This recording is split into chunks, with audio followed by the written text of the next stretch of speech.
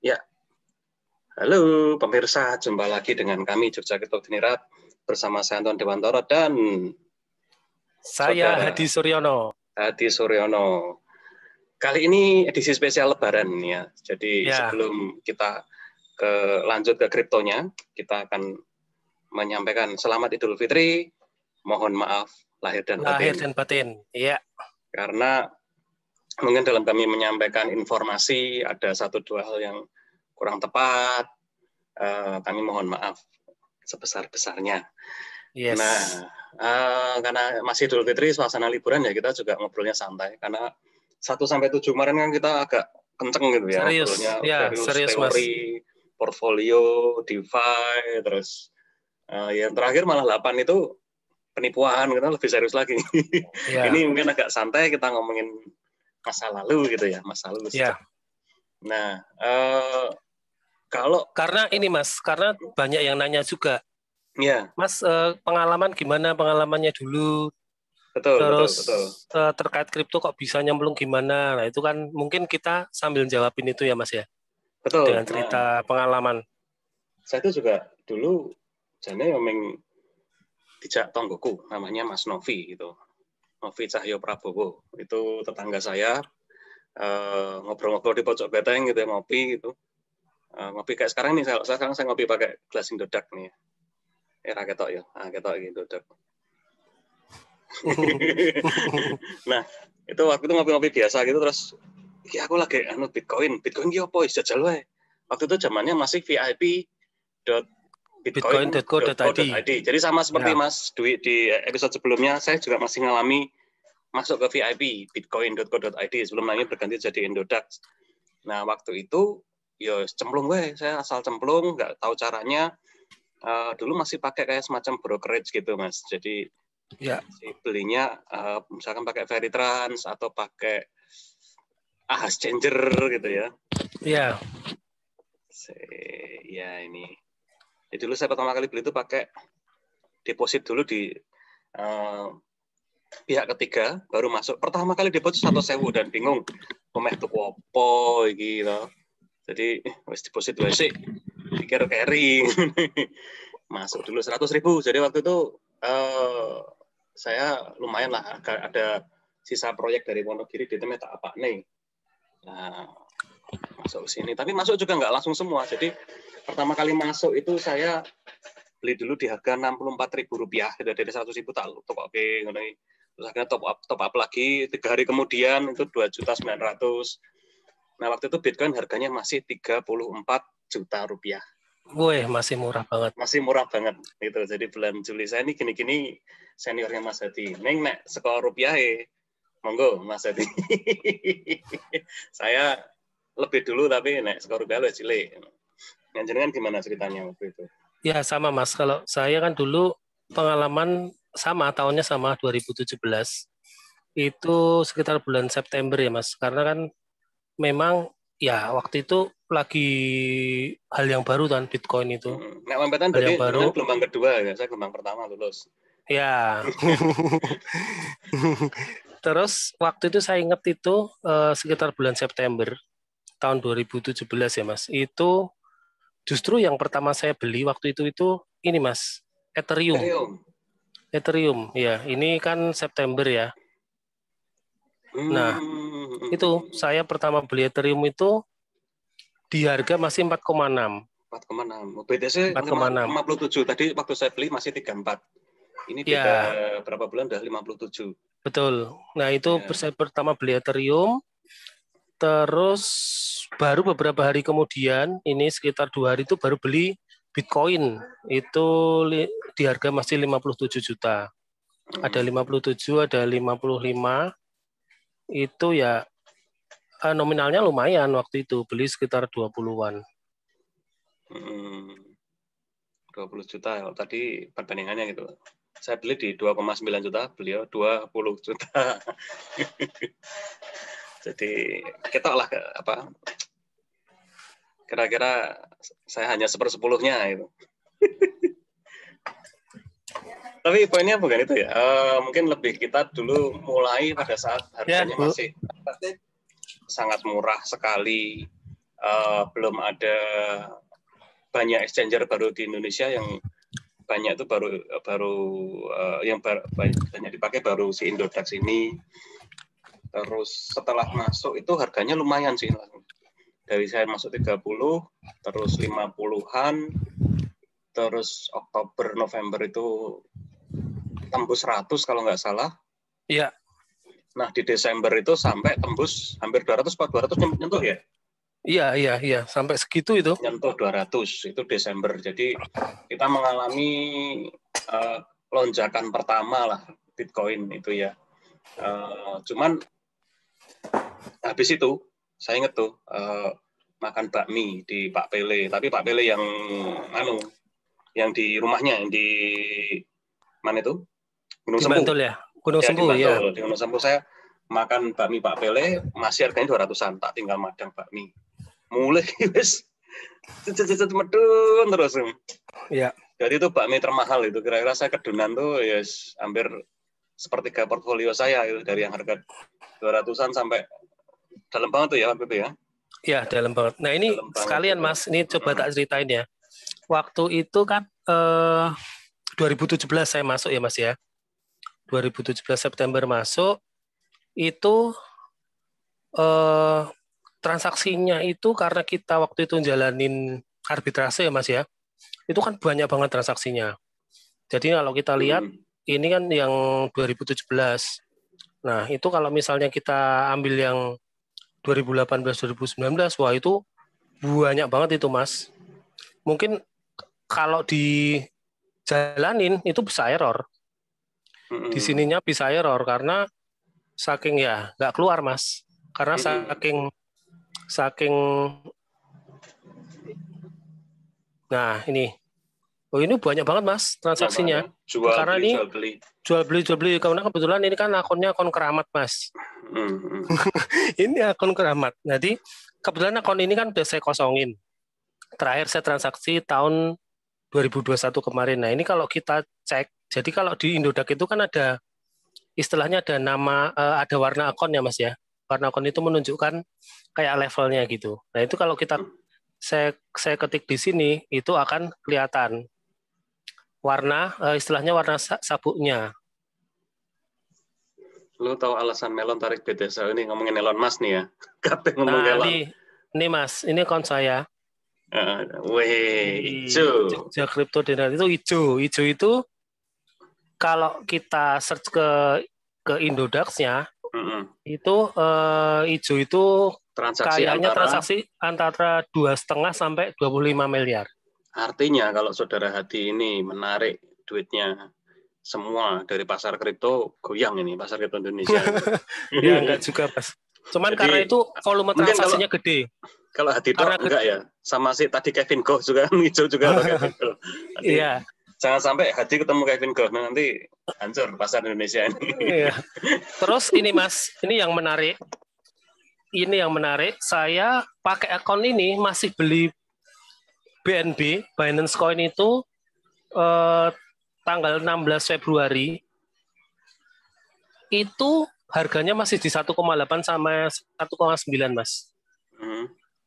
Nih, harganya masih murah banget. Padahal sekarang kan harganya Binance Coin sampai 10 juta ya. 10 juta lebih pernah ya. Artinya betul. 10 kali lipat, hampir 10 kali lipat lah dari harga bulan Februari ini ya.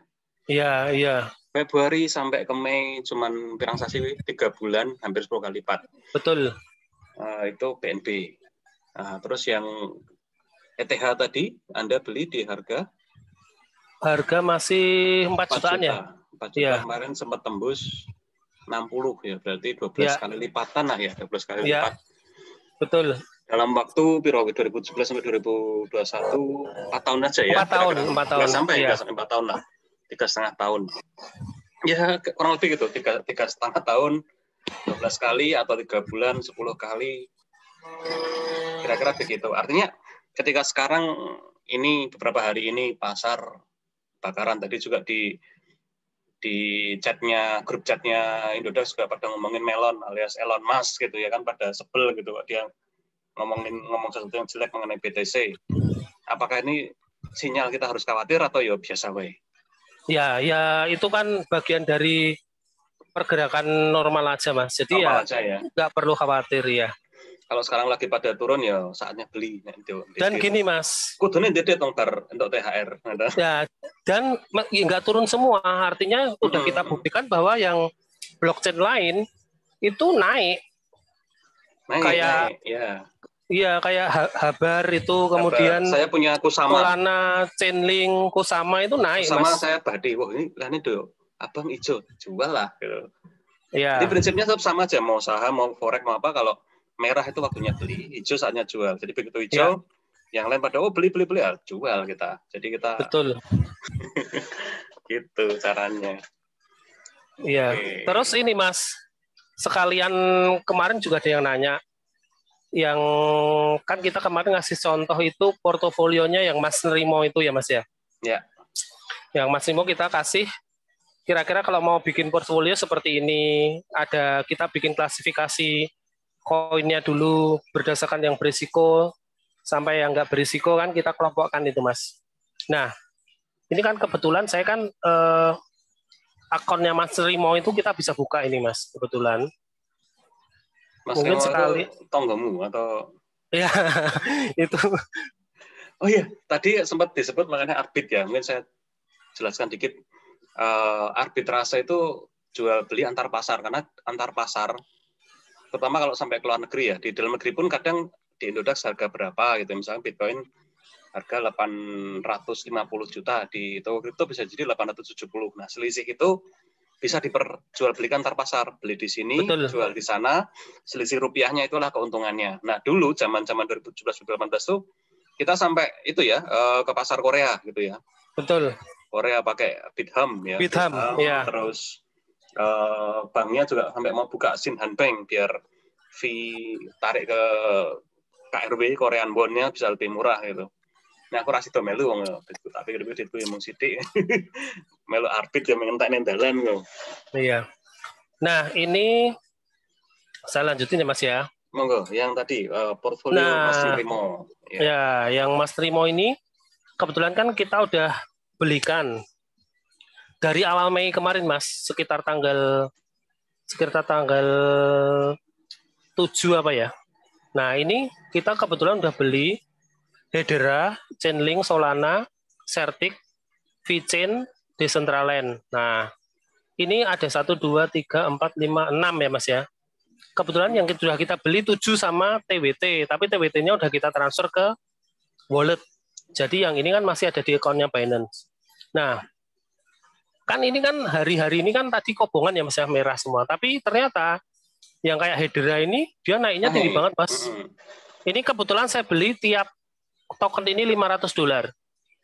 Jadi sama tadi Mas Nrimo itu beliin 500 semua ini Mas. Nah, 500 semua sudah 637, berarti sudah badi $100 lebih, 137. Nah, kebetulan dengan harga saat ini nggak ada yang turun Mas. Ini Decentraland ini 500. Ya VeChain 500 ya. stagnan. Tadi sempat turun tapi ini kebetulan naik lagi. Nah, ini yang Mas Nrimo kebetulan ada juga yang masih ordernya masih belum terpenuhi. Nah, ini Ethereum Mas, Ethereum sama Cardano. Nah, ini juga posisinya masih order. Karena kan pada prinsipnya kalau kita sekalian sharing ya Mas, pada prinsipnya kalau beli itu pakailah order di bawah harga pasar. Jadi artinya jangan beli di harga yang jalan sekarang. Ya. Tapi belilah ya pakai order lah istilahnya.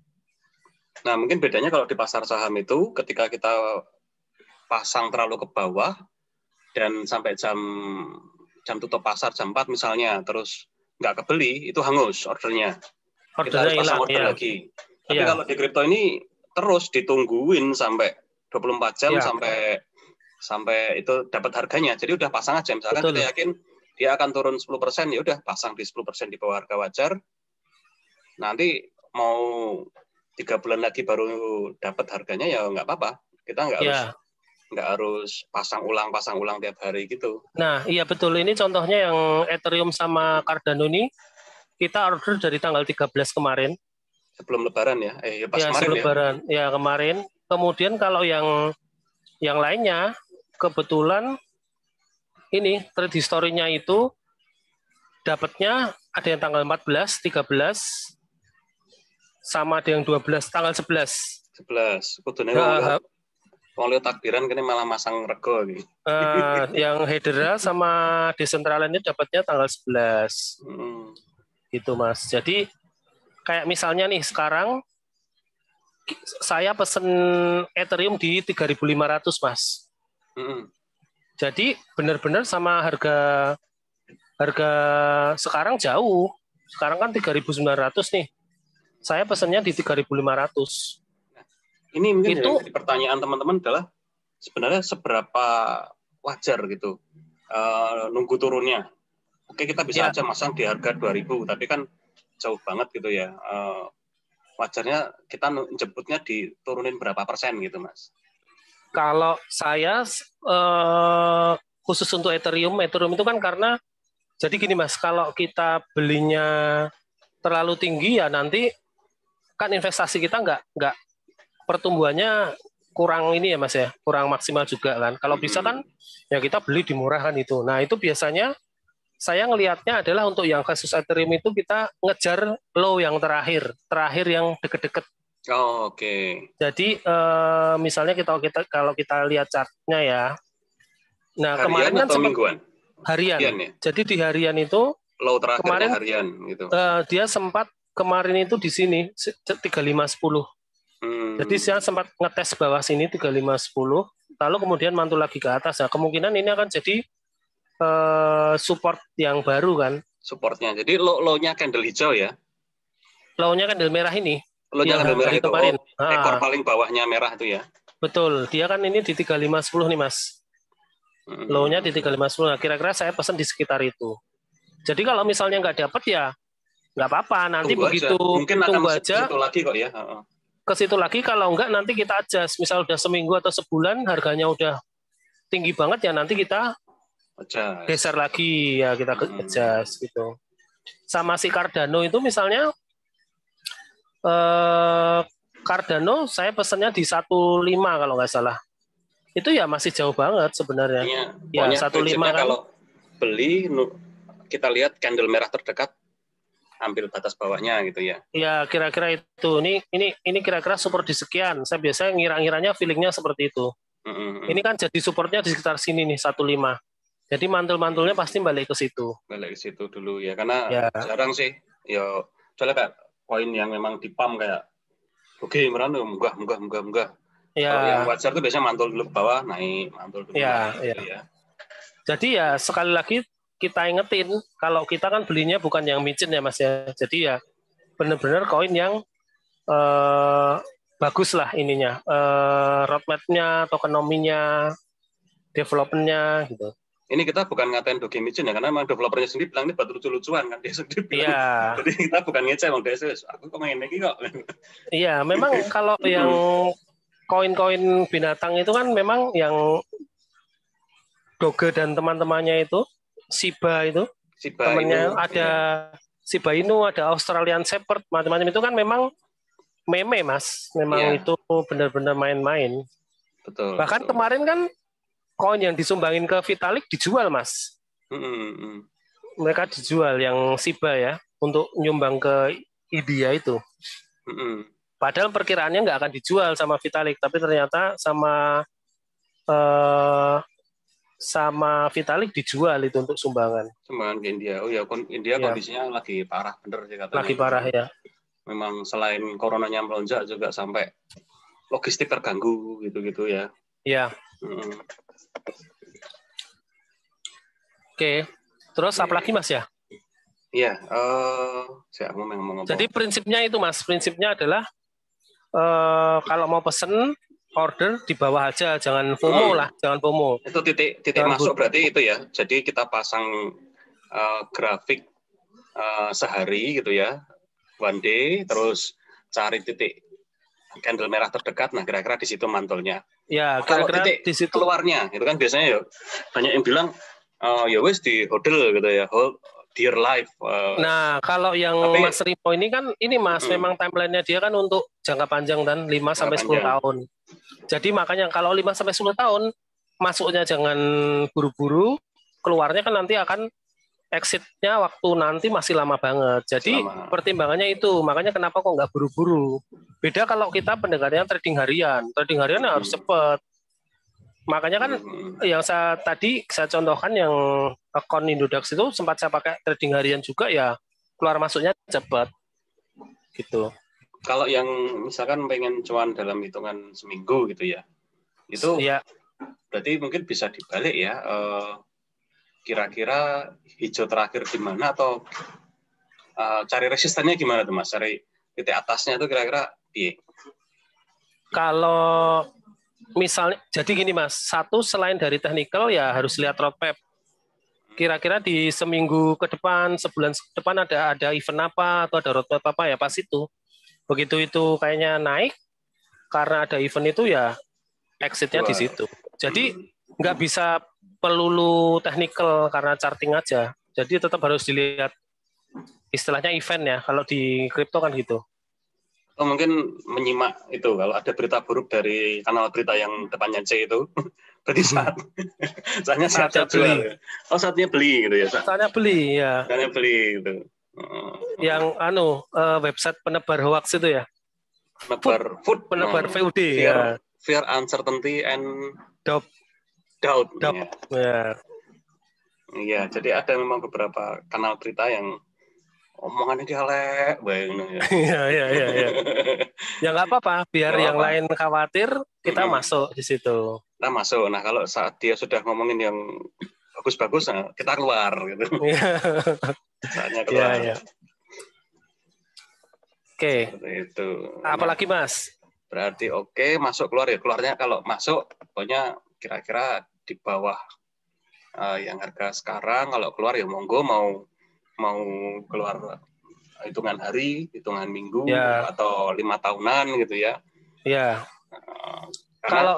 Kalau biasanya sih gini Mas, memang ada yang setelah dia mungkin seriusnya belum, ada yang memang untuk invest jangka panjang.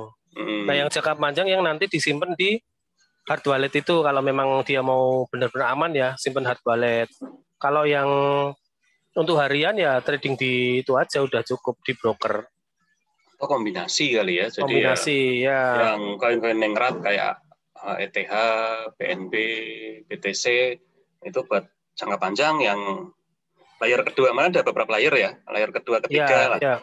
Layer ketiga, keempat itu memang buat sesuatu yang liquid, kalau udah badi ya ditarik buat jajan-jajan gitu ya. Iya. Buat lebaran, buat lebarannya buat pitulasan gitu ya. Nanti buat masang gapura itu nggak masalah. Kayak kemarin juga saya beliin tongguan. Ya gitu Mas. Apalagi ini kan lagi turun tuh memang, kayak koin-koin DeFi itu lagi banyak yang turun memang. Lagi turun. Mudah-mudahan teman-teman sekalian THR-nya nggak habis, belum habis gitu ya. Ya. Silahkan, ini saat yang tepat ini kalau. Walaupun ini NFA, not financial advice, tapi tapi ini hari ini udah naik lagi Mas. Tadi yang beberapa token tuh tadi yang saya beli untuk Mas Rimo itu udah sempat turun di bawah 470, kan dari 500 turun dari 470 nilainya. Lah sekarang udah 500 lagi. Hitungan jam, hitungan ini cepet banget memang. Jadi kalau ada teman-teman yang mungkin meragukan masa depan koin, ya buktinya kami dari 2017 gitu, ya memang bagus. Beda ya, saya masuk juga dengan modal saya segitu, Mas Hadi dengan modal yang jauh lebih besar, sama-sama untung sih gitu ya, sama-sama untung dan sama-sama bisa diandalkan, tapi ya untungnya ya untung ada ruginya juga gitu ya, jadi nggak ada yang memang pasti di sini, tapi kita tunjukin pengalaman kami. Balik lagi juga itu jangan serahkan ke orang lain, coba di riset sendiri.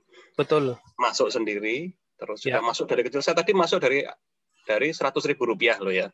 Setelah tahu naik lagi. Jadi jangan terus kabeh dimasukkan ke situ. Terus yang penting juga ini Mas, jangan ikut-ikutan. Jangan ikut-ikutan. Beli yang memang ada tuh yang belinya micin. Nah, nanti memang untuk spekulasi, tapi kan kalau mau serius ya harus gimana caranya bertahan di market toh, jangka panjang gitu, bukan mau spekulasi. Spekulasi itu kan ya boleh risikonya mungkin terlalu gede. Mungkin ya itu. Ya Kan pakai koin kategori nomor 5 ya. Jadi mungkin berapa persen aja. Tetap ya ya betul. sebagian besar di kategori 1, 2, 3. Yang kategori 5, 6, 7 ya boleh, tapi itu buat lucu-lucuan aja gitu. Nah, misalnya Iya betul. Bayangannya nangis. gini Mas, bayangannya kita aja membagi sampai 5 klasifikasi kan. Dan yang micin nggak masuk situ. Micin itu berarti kan udah di benar-benar di luar yang 5 itu. Kita aja bagi 5. Kuadran 6, kuadran 7 gitu. Ya. Gitu. Kayak aku manggon nanti Bintaro sektor 11 padahal mintakan songo karena wis mencoba gitu. Iya, jadi apa ya tadi masuk dengan uang dingin terus kecil, terus juga sebenarnya kalau ada yang nanya lagi, saya bisa mulai dagang dari berapa? Nah, kalau rupiah itu mulai dari 50.000 sudah bisa berdagang. Kalau dolar mulai dari $10 bisa berdagang. Itu ya. Ya tetap butuh modal nih ya, tidak sebesar yang Anda kira. Kalau sekarang lihat betul. Bitcoin regane 100 juta. Bukan berarti Anda harus punya duit segitu dulu baru bisa berdagang, tapi mulai dari $10 atau Rp50.000 itu udah bisa. Ya. Seperti ya itu. Betul. Yang lanjut yang kemarin Mas, pembahasan yang kalau kita punya kekayaan berapa, yang mau ke kripto itu berapa persen, nah itu kan ada perhitungannya. Jadi dari situ aja bisa dicicil atau nanti nambah dikit-dikit kan juga bisa. Gitu. Dan ya jangan semuanya ke sini lah. Kalau misalkan sekarang posisinya belum ada rumah, ya rumah dulu. Belum ada kendaraan dulu. Karena ini tetap jangan bukan apa nama istilahnya, bukan yang portofolio utama mungkin gitu ya. Iya betul. Ya diversifikasi dia diversifikasi tetap. Yang tambahan lah istilahnya, bukan yang utama untuk saat ini gitu. Kecuali kalau memang Anda seperti CZ yang tidak memerlukan kepemilikan fisik apapun gitu ya, nggak perlu rumah, nggak perlu kendaraan, nggak perlu apa-apa, semua sewa gitu. Ya beda cerita gitu. Tapi umumnya Indonesia biasanya kan punya rumah, kalau enggak ya paksa ikut mertua tuh ya jadi rame biasanya. Terus penting Mas, kalau lebaran pulang nggak bawa mobil itu kan piye atau kita orang kampung itu. Kan budaya di sini masih seperti itu. Masih seperti itu, jadi mengikuti budaya lokal saja lah gitu ya. Umumnya kok. Jadi yang memang perlu dibeli dulu baru masuk ke kripto gitu. Jadi jangan kebalik gitu. Kalau orang di luar sana bisa edan-edanan jual mobil, jual rumah, semua masukkan ke kripto. Dilalah kalau pas bagus. Nah, kalau kayak 2017 kemarin hampir setahun tuh ya. Angrem di bawah gitu. Ini pun ya bisa jadi ini yang sekarang ini turun bisa jadi, tapi kalau kami sendiri tidak ngambil posisi khawatir karena pernah mengalami yang lebih parah. Iya. Jadi memang ini Mas, zamannya udah agak beda kondisi dengan yang dulu. Kalau yang sekarang kan DeFi-nya udah berkembang Mas. DeFi-nya udah berkembang bagus, supportnya udah bagus, ekosistemnya udah berkembang. Jadi pun Bitcoin kehajar-hajar turun, yang lain kan tetap korelasinya udah nggak terlalu kuat. Betul. Oke, kalau begitu. Buat teman-teman ya, selamat mencoba, selamat membagi portfolio, dan terus ikuti channel Jogja Crypto Diningrat. Nantikan episode-episode berikutnya. Tetap semangat, tetap sehat. Apa mana di sini? Apa Mas? Salam cuan. Salam cuan, ya boleh. Sampai ketemu lagi.